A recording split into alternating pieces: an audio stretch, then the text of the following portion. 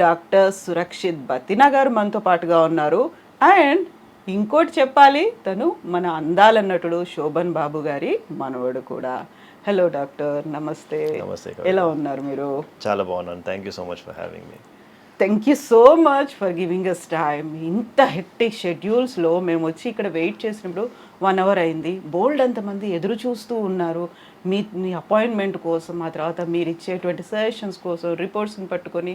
Not only అక్కడ couples కాదు, families అంతా ఎదురు చూస్తూ ఉన్నారు.